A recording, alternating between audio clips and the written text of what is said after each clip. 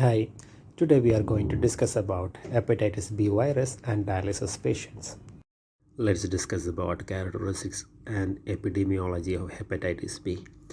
As we know, humans are the only non-host.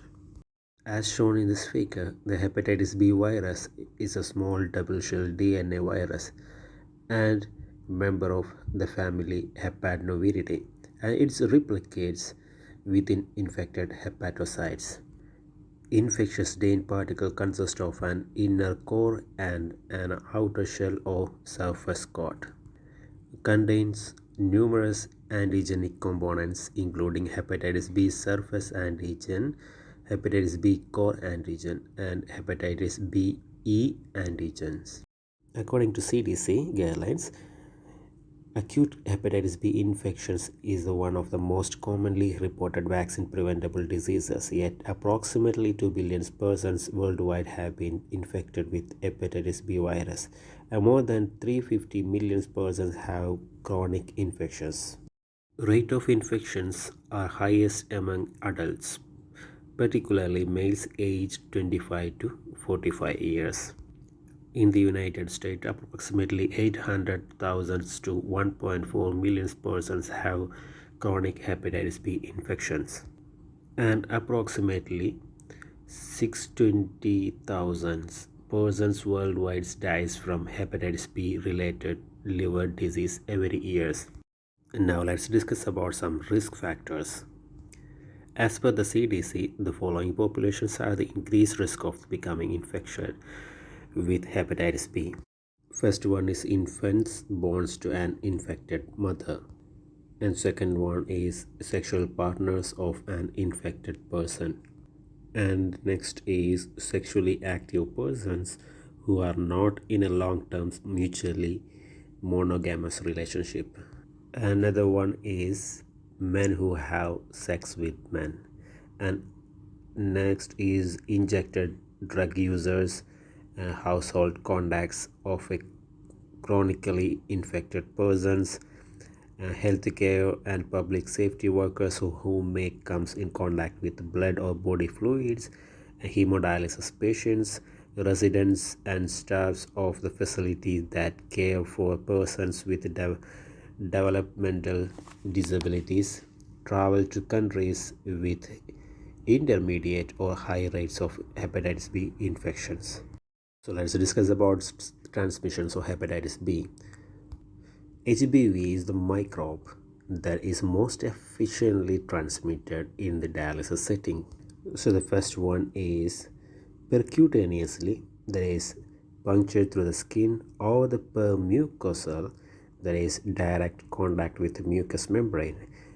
Exposures to the infectious blood or the body fluid that contains blood. Patients who are chronically infected are central to the epidemiology of the hepatitis B transmissions in dialysis. And another one is all patients who are hepatitis B surface antigen positive are infectious and able to transmit the viruses. Although hepatitis B surface antigen itself is not infectious. As per the CDC, only the complete virus, DNA particles, is infectious.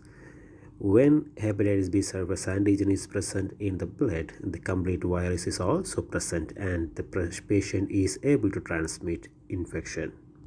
Healthcare workers with acute or chronic hepatitis rarely infect patients. They may continue to work when infection control measures are followed. And always remember that hepatitis B can be present on the environmental surface in the absence of any visible blood and still result in transmission. So, blood contaminated surface not routinely or adequately cleaned and disinfected are the reservoir for the hepatitis B transmission. Hepatitis B has been detected in the dialysis centers on clamps, scissors, dialysis machines, control knobs, and door knobs. The virus is stable in the environment and remain viable for at least 7 days on the environmental surface at room temperature. So outbreaks of hepatitis B infections among the dialysis patients have been caused by cross-contamination to patients. For example, environmental surfaces supplies, example hemostats, clamps, etc., or the equipments not routinely disinfected after each use, or multiple dose medications vials and intravenous solutions not used exclusively for one patient. Next is the medication for the injections prepared is the area adjacent to the area where the blood samples were handled. So always remember that medication preparation area is always better away from the patient side. And the staff members who simultaneously care for both hepatitis B infected patients and non-infected patients. So next, let's discuss some clinical features. It causes both acute and chronic hepatitis. Its incubation period is 45 to 160 days, on average 120 days. Immunosuppressed adults with newly acquired infections are usually asymptomatic. Acute infections may be asymptomatic or present as mild diseases.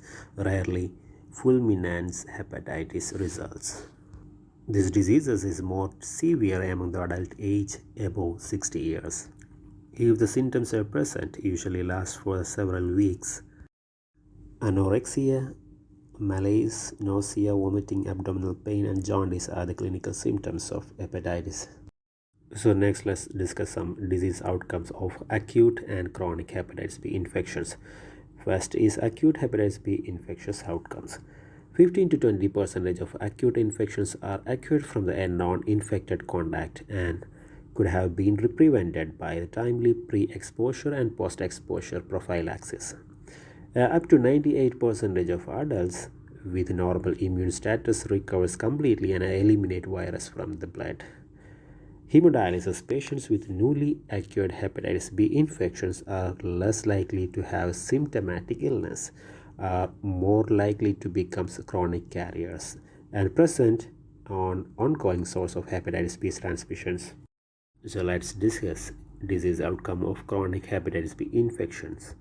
Chronically infected persons are at the highest risk for persistent liver diseases, cirrhosis, and hepatocellular carcinoma. So liver diseases develops in two-thirds of the chronic carriers.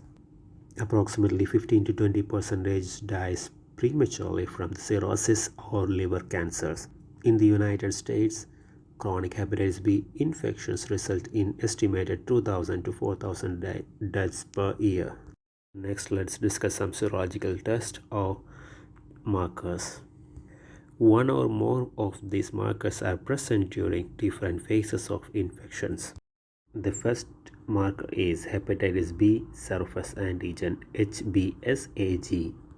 The hepatitis B virus has an outer covering consisting of a lipoprotein known as surface antigen or HBsAg.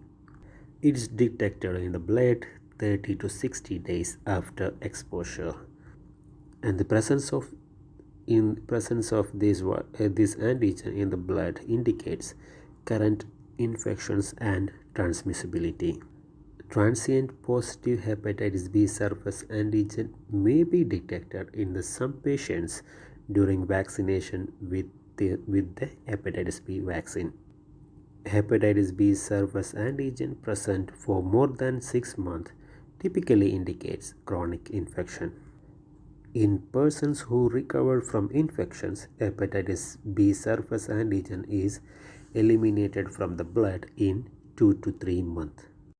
Susceptible or non-immune patients must be screened for hepatitis B surface antigen monthly, including those who have not yet received the hepatitis B vaccine or in the process of being vaccinated, or the one who have not adequately responded to the vaccine series. The next marker is HBeAg and HBeAb. Hepatitis B E antigen HBeAg is a part of the interior core antigen or HBcAg. It appears simultaneously with hepatitis B surface antigen and denotes viral replications. It can be detected in the blood of a person with acute or chronic infection. Presence of HBeAg correlates with viral replications and higher level of virus. It is thought to indicate a highly contagious state. The antibody to HBeAg or anti-HBe indicates low viral replications but does not confer immunity. All HBsAg positive patients are considered potentially infectious regardless of HBeAg or HBeAb status, not used as a routine screening test. The next marker is anti-HBs, hepatitis B surface antibody. Anti-HBs or HBsAb can neutralize the hepatitis B virus. Hepatitis B surface antibodies anti-HBs appears 2 to 3 months after the onset of symptoms, confers immunity. The another marker is HBV DNA. It can be detected in the serum very early on the following initial infections. May be used to monitor the progression of the disease and response to antiviral therapy. Qualitative and quantitative tests are available. Next, let's discuss screening and vaccination of staff. Screening for hepatitis B infections among staff is no longer considered necessary. Testing for hepatitis B virus markers are not recommended except when required to document response to vaccination. Hepatitis B vaccination recommended for all the susceptible staff. OSHA mandates that each facility offers and provide hepatitis B vaccine to all the staff members. Test all vaccinated staff for anti-HBs 1 to 2 months after the last dose of primary vaccination series. A second series of hepatitis B vaccine is indicated for those who do not respond with protective level of anti-HBs following the primary series. Retesting for anti-HBs response is also indicated 1 to 2 months after the last vaccine dose of the second series. No additional doses are warranted for those who do not respond with protective HBs antibody levels after 2 full series. Staff not responding to the second full series of the HPV vaccine should be evaluated for HBs antigen positivity and follow up with medical evaluations and counseling. So next let's discuss routine screening and vaccination of patients.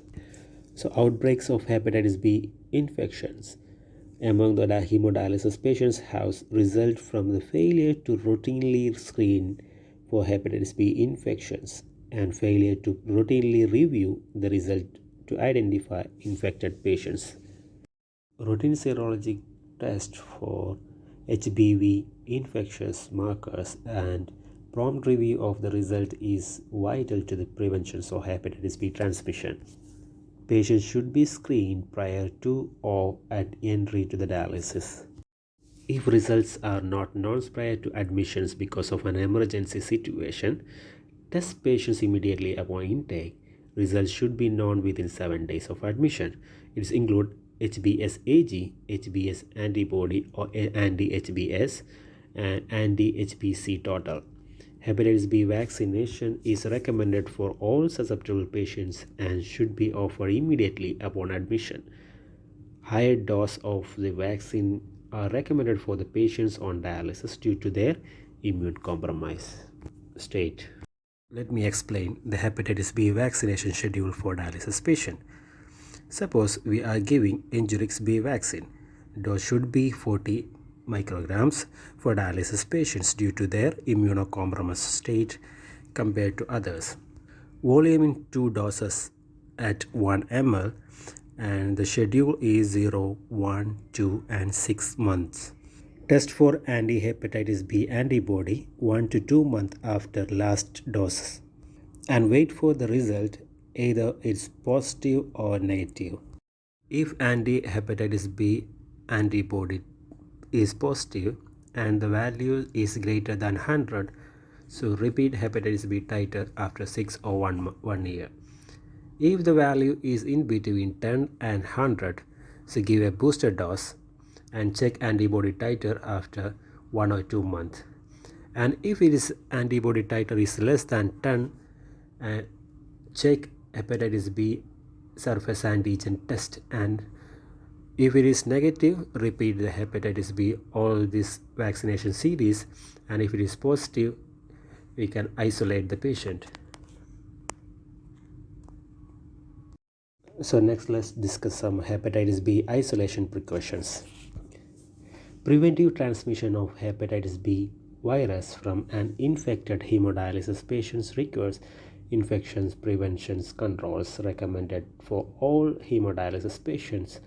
Routine serological testings for markers of HBV infections and isolation of HBsAg positive patients during treatment. Incidence of HBV infections is substantially lower in hemodialysis units where HBV infected patients are isolated. Isolation practices have resulted in a 70 to 80% reduction in the incidence of HBV infections. Isolation requires a designated separate room for treatment, dedicated machines and equipments. Dedicated supplies and equipments include blood glucose monitors, and all supplies used in the isolation rooms or areas such as clamps, blood pressure cuffs, testing reagent, etc. should be labeled isolation and not routinely removed from the isolation room or area. Staff members who are caring for HBsAg positive patients should not care for susceptible patients at the same time. If a separate room is not possible and the dialysis facility is able to establish an isolation area in compliance with the conditional for coverage for ESRD facilities, the area used for the HBsAg positive patients must be separated from other stations by at least the space equivalent to the width of one dialysis station in an area removed from the mainstreams of activities to decrease the number of adjacent stations. The patient should undergo dialysis on dedicated machines using dedicated supplies. Refillable concentrate containers must be surface disinfected at the completions of each treatment. Refillable concentrate containers may be kept in the isolation area and refilled at the door or removed from cleaning and disinfection. If the containers is removed from the room, the exterior must be cleaned and disinfected prior to removal. When there are no longer any participants who are HBsAg positive on the census, the isolation room or area must be cleaned and disinfected prior to being used as a non-isolation room or area. When the isolation machine is no longer dedicated to the patients who is HBsAg positive, the internal pathway of the machines can be disinfected using conventional protocols. External surfaces should be cleaned and disinfected and the machines returned to the general use. Separate gown must be used in the isolation area and removed before leaving the isolation room or area. Anyone entering the isolation room or area during the patient's treatment must wear a protective gown.